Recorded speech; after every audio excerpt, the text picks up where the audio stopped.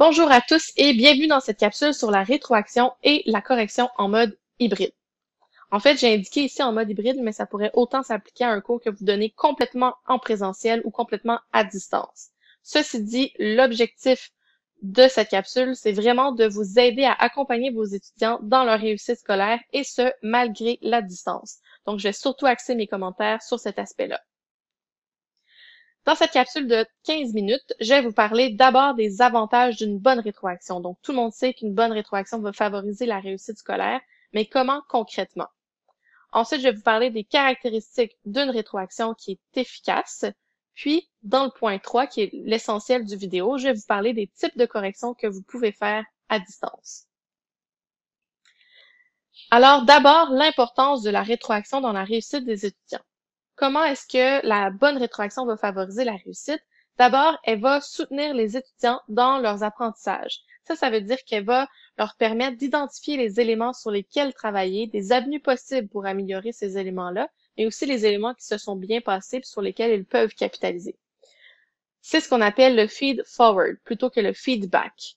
Pourquoi? Parce que ça permet à l'étudiant de progresser dans son apprentissage. Également, une rétroaction efficace va permettre d'améliorer la relation pédagogique entre l'enseignant et ses étudiants.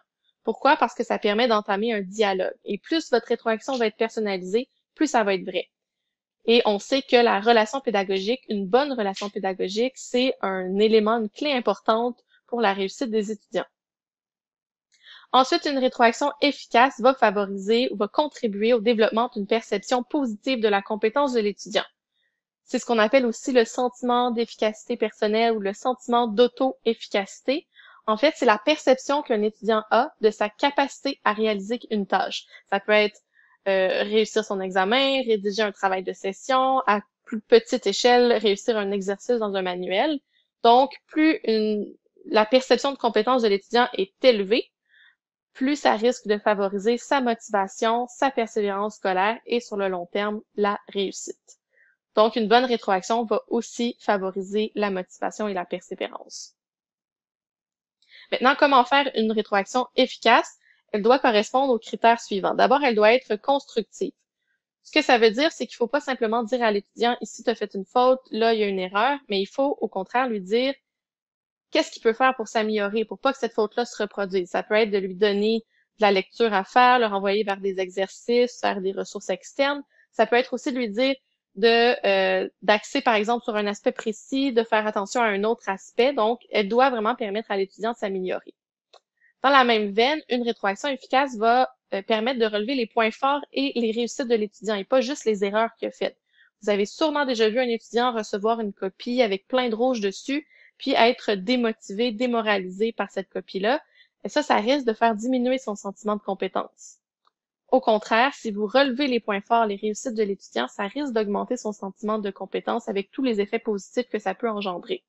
Un truc très simple là, pour mettre de l'avant les forces et les réussites, c'est qu'au lieu d'utiliser juste un crayon rouge quand vous corrigez, vous utilisez aussi un crayon vert pour que l'étudiant puisse voir qu'il n'y a pas tout qui est mauvais dans sa copie. Ensuite, une rétroaction efficace doit être personnalisée. J'en ai parlé tout à l'heure, mais les études ont démontré que plus une rétroaction est personnalisée, plus elle a un impact positif sur la réussite des étudiants. La rétroaction efficace est aussi rapide. Ce que je veux dire, c'est que le délai entre le moment où l'étudiant va vous remettre sa copie d'examen, son travail de session, et le moment où vous lui donnez sa rétroaction doit être plutôt court. Les études ont dit que ça doit être de 10 à 15 jours maximum entre les deux. Pourquoi? Parce que plus c'est rapproché, plus l'étudiant va être en mesure de faire des inférences, de faire des liens entre vos commentaires et ce qu'il a écrit dans son examen. Si au contraire, ça fait 3 semaines qu'il a rédigé son examen, on a déjà une bonne partie qu'il a oublié. Une rétroaction efficace doit aussi être continue.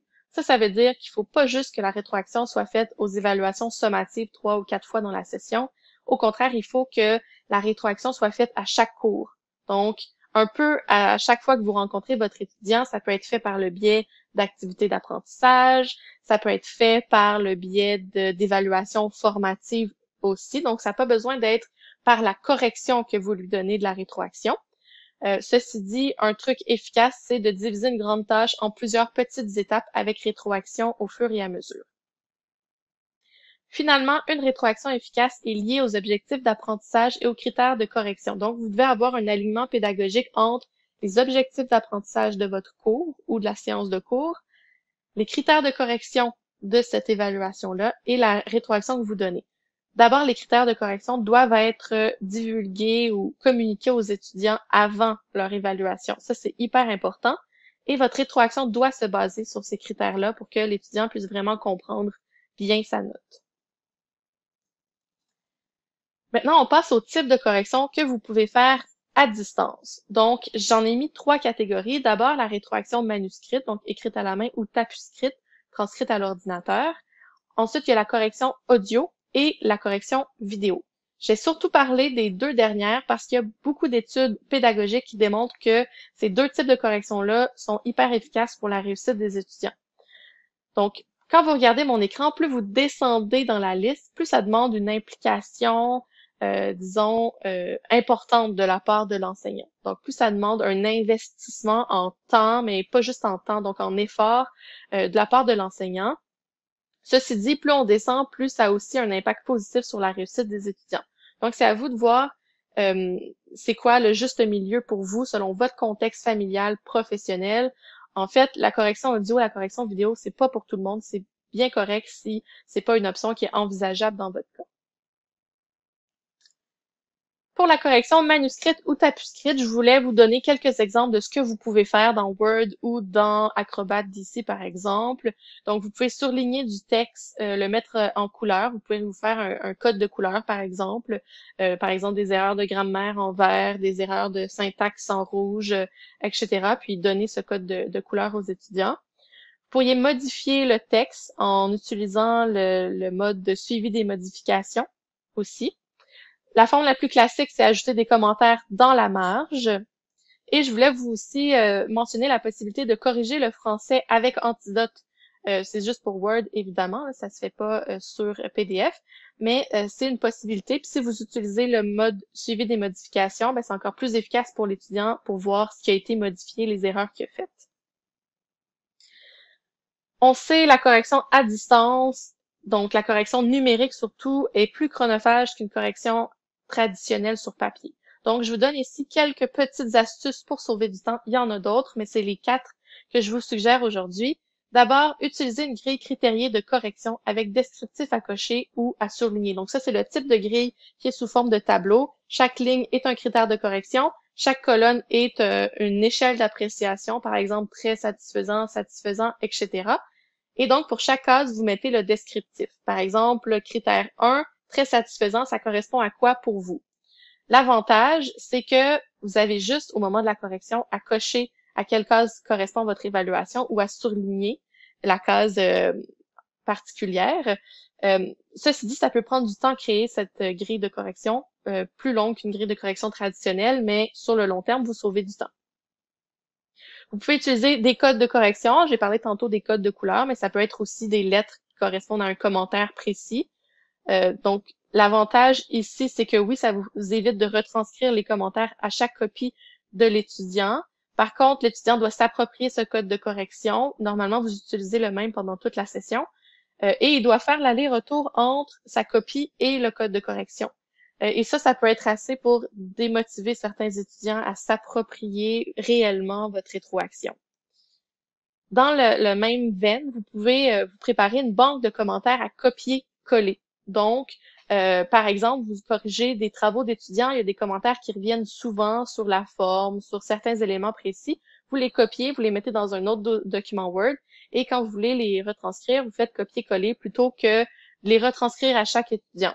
L'avantage par rapport au code de correction, c'est que l'étudiant n'a pas l'impression que vous avez été rapide sur sa copie, vous avez passé peu de temps sur sa copie parce qu'il a l'impression que vous avez rédigé le commentaire pour lui. Finalement, vous pouvez faire une rétroaction en grand groupe pour les éléments qui, disons, qui touchent la majorité des étudiants. Alors que quand vous faites votre correction personnalisée pour un étudiant précis, vous vous concentrez vraiment sur ce qui est propre à lui. Le reste va être traité en grand groupe. Donc oui, ces 4 méthodes-là vont vous permettre de sauver du temps.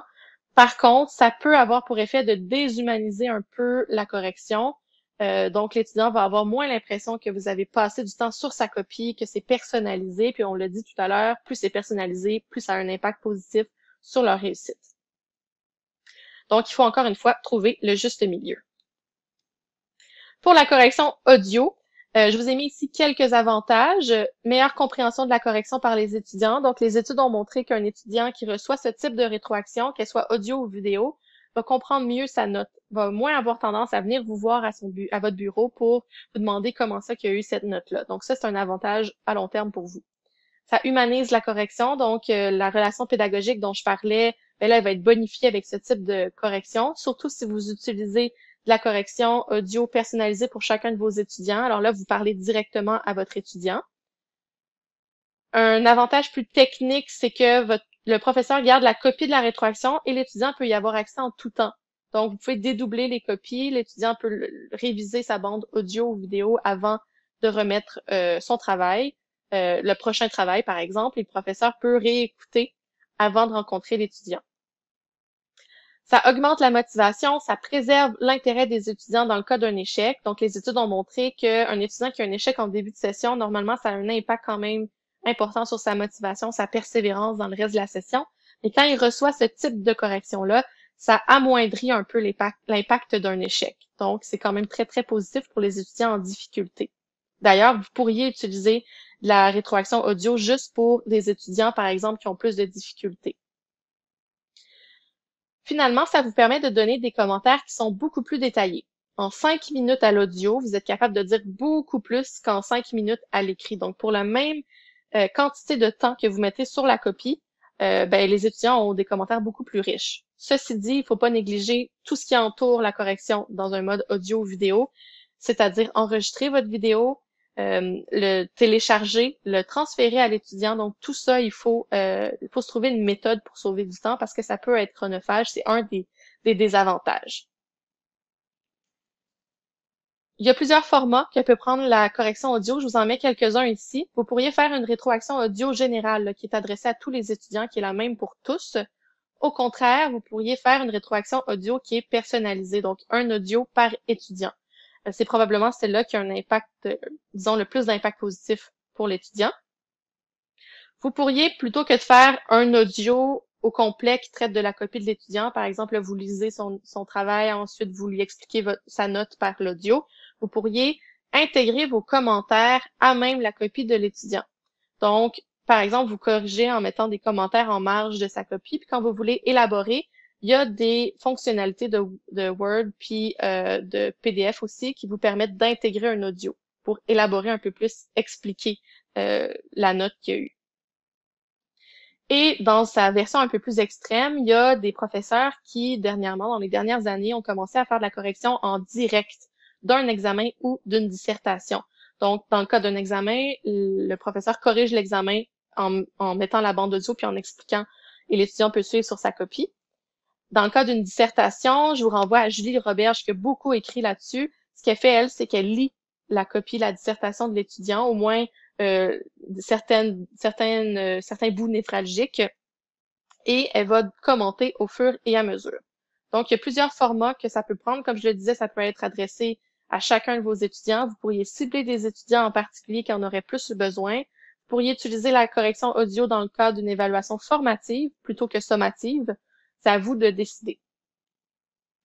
Pour la correction vidéo, c'est les mêmes avantages, les mêmes inconvénients que pour la correction audio. Il y a des avantages supplémentaires à utiliser le vidéo. D'abord, vous pourriez montrer à l'écran la copie de l'étudiant et utiliser vraiment votre curseur pour montrer à quoi vous faites référence, pour lui expliquer, par exemple, comment faire des notes de bas de page, etc. Vous pouvez lui montrer sa grille de correction, l'expliquer. C'est plus facile à suivre pour l'étudiant de cette manière-là, puis c'est aussi plus dynamique qu'un simple audio. Un simple audio, l'étudiant peut l'écouter en faisant autre chose. Une vidéo, il y a besoin d'être concentré. Si jamais cette capsule-là vous a convaincu d'utiliser la rétroaction audio ou vidéo, voici quelques-uns de mes conseils. D'abord, prenez le temps de déterminer dans quel contexte ce type de rétroaction-là est utile. C'est pas utile dans tous les contextes, il y a des évaluations pour lesquelles ça fonctionne pas, donc il faut pas l'utiliser à outrance non plus, il faut vraiment prendre le temps de choisir son moment.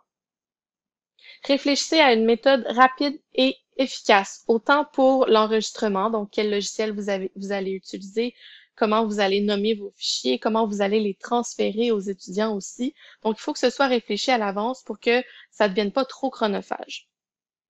Utilisez les outils appropriés. Il y a une multitude d'outils offerts gratuitement sur Internet qui sont très simples d'utilisation. Pour les vidéos, ça peut être ce que j'utilise présentement, le Screencast-O-Matic. Vous pourriez utiliser Audacity pour les bandes audio. Sinon, si vous voulez vraiment vous simplifier la vie, utilisez Zoom ou Teams. Vous avez la possibilité d'enregistrer, ça peut tout à fait faire l'affaire. Prenez le temps de saluer l'étudiant. Ça a deux effets positifs. D'abord, c'est comme si vous parliez directement à l'étudiant, il va apprécier l'attention, il va avoir vraiment l'impression que sa rétroaction, elle est personnalisée. Mais aussi, d'un point de vue plus technique, si jamais vous avez mal nommé votre fichier, vous n'avez pas besoin de le réécouter au complet pour savoir à qui il appartient. Dès les 5 premières secondes, vous nommez l'étudiant. Donc, c'est facile à identifier. Et finalement, limitez la longueur de votre audio ou de votre vidéo. Le chiffre magique en pédagogie, c'est 7 minutes. Donc, au-delà de 7 minutes, l'attention de l'étudiant risque de décliner. Au contraire, s'il est trop court votre vidéo, il n'y aura pas de bénéfice à faire une rétroaction audio ou vidéo par rapport à une rétroaction régulière. Donc, moi, je vous conseille que ce soit entre 5 à 7 minutes pour une longueur qui me semble adéquate. Donc, n'hésitez pas si vous avez des questions. Je vous souhaite bonne chance dans votre correction et bonne journée.